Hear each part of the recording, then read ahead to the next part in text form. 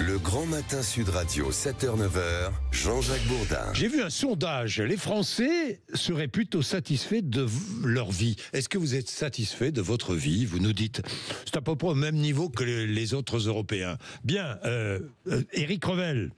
Bonjour Éric. Oui Jean-Jacques, bonjour. Dites-moi Éric, moins de Français vivent à crédit?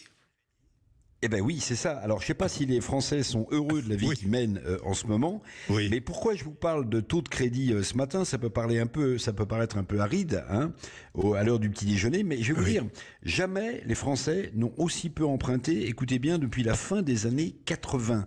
Ça veut dire que c'est fou. Les crédits à la consommation sont en baisse ou stables. Les crédits immobiliers évidemment sont en baisse. Les crédits d'équipement à la maison sont en baisse. Les Français ne prennent plus de crédit. Ils préfèrent épargner. Mais pourquoi, Éric? Et vous le savez, quand on épargne, c'est qu'on n'a pas confiance en l'avenir. Et voilà, c'est l'inquiétude. Voilà, c'est l'inquiétude.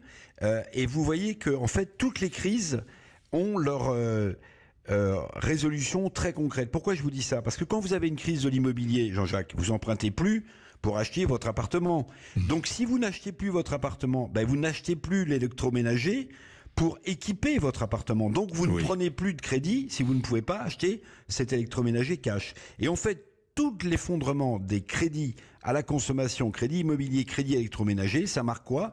Ça marque la succession de crises que connaît aujourd'hui la France. Alors, est-ce que les crédits à la consommation vont repartir cette année? Les spécialistes sont pas certains du tout, mais n'oubliez jamais une chose, Jean-Jacques, c'est que la consommation des ménages dans notre pays, c'est quoi? C'est le premier moteur de notre croissance. Évidemment. La croissance, elle a nettement décéléré au dernier trimestre. Si la consommation des ménages baisse, ben je donne pas cher de la peau de notre taux de croissance. Donc, un peu d'inquiétude ce matin, Jean-Jacques, je suis désolé.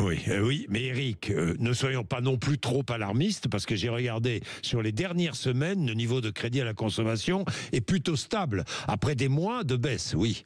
Oui, vous avez raison, ça a été très très mauvais en 2023 et en 2024, c'était moyen. Vous avez raison, ça repart un peu à la hausse. Alors, est-ce que depuis qu'on a un gouvernement qui a l'air de tenir le coup, même si François Bayrou, j'allais dire, presque tous les jours échappe à une motion de censure. Est-ce que cette stabilité politique qui reprend corps redonne confiance aux Français? On le verra, mais je peux vous dire que et à la Banque de France et à la Fédération des banques françaises, on regarde avec beaucoup d'attention et une certaine inquiétude le taux de crédit à la consommation des ménages français, parce que c'est un indice en amont, hein. C'est un indice en amont à la fois de la santé psychologique des Français, mais aussi de la santé économique du pays. Merci Éric Revel, merci, on aime vous retrouver le matin. Ça nous concerne tous les matins évidemment, il est 7h30.